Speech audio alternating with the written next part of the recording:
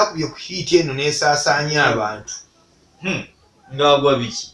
ayinya ku stage endulu nevuga ogamba tyambu yagwa gwaba omugyeeko amaaso. Ate nekira nti kati n'okuyimba we kwatuuse okuyimba kwayitirizzemu omuvuyo mungi abantu ne babeera confused nti ennono y'endongo yatuuka ekiseera neggwawo kati abantu babuukira nakize balowooza nti oba ono yanaabaamu ensonga suspect yakubye egundi omwezi gumu ebiri kuba kati aye n'ekirala sisitimu y'endongo yaffe eya Uganda wano eyawukana nnyo ne sisitimu y'endongo zonna ez'amawanga agatuliraanye. Bw'otunuulira endongo y'e Kenya balina engeri gye bakategorizingamu bagundi ba artisti baabwe. Tanzania, Nigeria balina engeri gye bakola gye batwalamu ekintu kye bayita endongo. Naye wano e Uganda wano w'osanga presenter w'osanga omuyimbi akubira gundi essimu producer namuga jajja wangi kubafayo ekigomagomawo siwemu ebigambo nzija jajja kona ekigomagomaawo ndi mukubo nzija nvuga nzija agenda kola biyimba nakona ekigomagoma oyina jja n'abalukiramu awo bannayuganda ne batandika okuwuliriza. Bannayuganda wano bwe bakyasinza okufevalinga abayimbi tewali ggwanga ddala. Fetu kenyini fetu weza abayimbi wano okutuwaganyirako okulowooza nti bakabi okusinga abalegende basangawo nosanga olinga agamba nti Chameleone yagwa ani akulimba mbosobola okuba baton Chameleone asobola osanga oli ageraganya Fik Fameka ne Chameleone mu Fik Fameka kati asobola okuba Chameleone endongo. Twali ku Aero Beach agananga najja ku stage kati yali akatuleetera kitata kya Fresh Kid nga akitusibyeko kati yali avayo n'agamba baleetera omuyimbi asinga amaanyi mu ggwanga. Ekigambo okusinga amaanyi mu ggwanga iyo nawulira ennaku era anaabamu nkubira obucupa mwebale kubanga nawulira essanyu nga ndaya kitata kya Fresh Kid bali mu kikasukira obucupa ne ngamba mu kikube so gagana mleeta omuyimbi asinga amaanyi mu ggwanga kibayi toyina yadde liriko maturity eri mu luyimba yadde n'emu nti yiino bigambo ogwira bigwire onyumiza mu kidongo. Bannayuganda kibasanyumukiriza wakkiriza okulabayo wiiki emu omuyimbi asinga amaanyi mu Uganda. Kibayita okusinga amaanyi mu Uganda okimanyi basudde beyayimba tulabye nnyo abalabi balabi tulabye nnyo kuyimba engeri gyekutalina interview olukagga abagamba ebimwaya asanza ajja buzi ebintu by'okuyimba engeri ebitali mu interview buli asanza ayingira buyingizi ng'abasabulamu tugende mu maaso nange abawagizi nabo balabye ennaku oli najja n'adobonkana ebigambo ebisatu bibiri n'abakubisa engalo n'abayimbisa nammwe eno ne mutandika olwo nange kyokukola bannange ekigambo ebivulu kyaggwawo dda.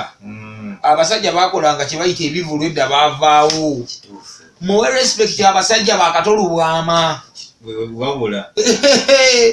abasajja bakatolubwama obasaana kuba kitiibwa ne musirika ne mudda nawali. Abo bakatolubwama abo balina omusingi gw'endongo gwe baateekawo wano gwe mwavaako obuvi. Diamond's production bw'ogitunuulira olunaku ebiseera bye yaliwo walabanga show ya Diamond's production n'ogamba nti bannange mukube endongo tugende. Diamond's production zikatolubwama yagikwata n'asooka agissaamu katemba ennyimba nga balina ne climax nga bakola entandikwa yaabwe ennungi eya show ekinyusi n'egundi n'emmaliriza. Katolubwama ng'ayina squad ey'abaana abayimbi ab'amaanyi zonna bandi z'olaba ezo ezizze zigwawo zonna zasibuka mu Diamond's production. Kama n'abayimbi bonna batulina bano ab'amaanyi ab'amaanyi bayitira mu Diamond production. toyinza kati oyo katolo amoyo atasaana kumanyirwa de muyimbi yenna yalabako ba Ronald Mayinja abo nga bakyayimba obuyimbi bamwe abesemanyi sinzooba oyinza n'okubaka olwaleero bwekalakasa music olwaleero owefulanalyza mbwe analyzinga nnyo music olwaleero tomanyi na tewalabako na Ronald Mayinja nga yimba olwaleero sinzooba ku stage bwe kati uzagana okusaaga n'abo abaana bonna abo Mayinja kati balina nabwe bali nga bali wakatolo bwama bali kuntolize bamisa kisemakula ngabaana bato nga bali kuntoliza Ronald Mayinja manye nga bali kuntoliza akatolo bwama nga yabaguluminga zonna ogundi Golden Band nga ekyayitibwa Eagles Productions yafutuka mu Diamonds Productions mwe yava nga naye bakolanga show watunulanga n'ogamba nti bannange kino kiki ekiriwala naye kati endongo ennaku zino kumala gagenda bugenzi kyova olaba olwaleero ffe tukuba ebidongo ne bagamba mu tetwagalamu bayimbi tutabule endongo butangaale oza lwaki abantu bakooya abayimbi nze endongo gye tugenda okukuba ebulenga ngina kusoma ezi 15 omwezi ogwokubiri baatugobezaamu abayimbi era temugenda kuba muyimbi n'ogu olw'ensonga abayimbi kati kiki kyalina makulu oyo abanga agenze okumuzanyirako obuzanyizi tanyumirwa omuyimbi oluyimba lubanga olutayiro lwe bamuteeramu CD n'akwata microphone omuntu talaba wonjawulo nga bwawulira oluyimbi oba bwalulaba ate ofunako n'alabya vidiyo kubanga anyumirwa nnyo okusinga okulaba omuyimbi ku stage abaana ba kaliyoke mabega atotali bano nabo bayonoonye ebintu nabo naye abaana ba kaliyoke twogereko kaliyoke owa 2025 2024 abo abaana b'ebiseera ebyo bakola kaliyoke wano ne bagenda basinga n'abayimbi okukolera ati mu nnyimba zaabwe abayimbi ne batandika okwesuula eddalo ne bagamba abaana ba kaliyoke batwononedde ennyimba ogenda n'otuuka ewantu okutuuka okuyimba oluyimba nga tibalina nabantu kyebagira biki ebyo biseera buli omulasu yatutumukira ennyo Masaka waaliyo akaana nga bakayita Muganzi Robert nga babakakazaako n'Abudumulaasi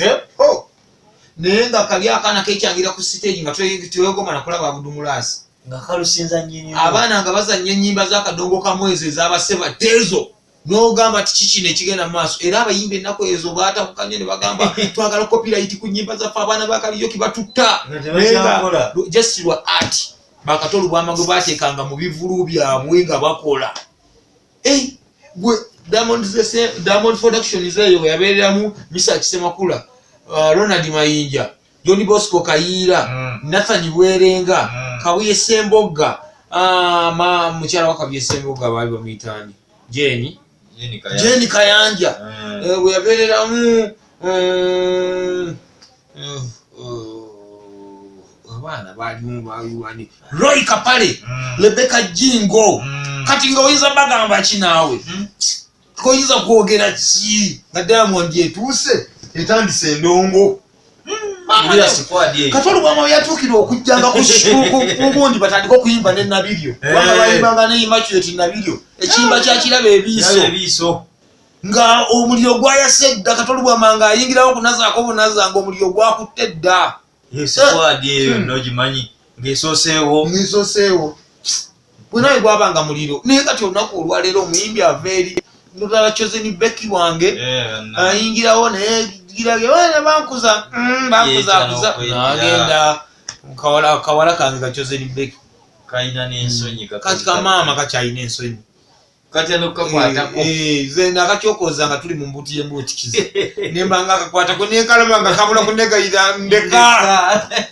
nigamba leero bannaye kati kiki kino kitegeeza nti nno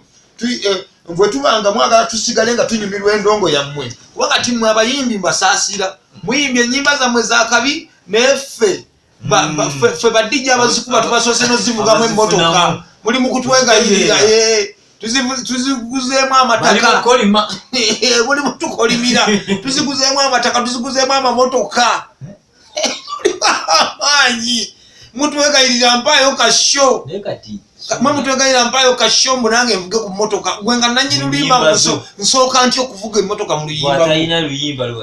kitegeeza nti n'endongo yammwe mugikuba nnungi naye tukoma kunyumirwa audio bwe tudda ku siteegi okujja okubalaba mufune mu nnyimba zammwe titukyalina bye twagomba kulaba timukyegomba kutunuulirwa n'akamu n'akeddagala ndabe ki oluyimba nga bwe nduwulira mu matu ni wali era bukigenda ni wali wendi ate video nywana okusinga gwenda ba ku stage ba video ongera ne ba vixen abalala nyebwe ku stage ngobwana okuba wali omuntu atayina stage performance wachigomba kumulaba wachiri bya video abasajja bachanga munagira natekamu abo bizzi nga bubuuka nateka katunula balaba katira Johnny Black tujja genda wala yaliko sawa zino ne Johnny Black bomulaba yizo kwegomba kuddamu okumulabako first of all stage nga yennyini performance nfu tanyuma kulaba tachamula yike nyini kati bogama omuyimbi ngoyo omusubira omuntu okuddamu okusasula nti Johnny Black yatimbwa ali show kangende okusinzira ku kyetuzanyira ku kyetwalaba luli twanyumirwa lwaki abantu bazabayingira nnyo ba Matia Luyima bawire mukani Matia Luyima batimba ekivuno nekijjula okitegeera noloza lwaki nti Matia Luyima ne boogenda n'olaba show yaabwe olwaleero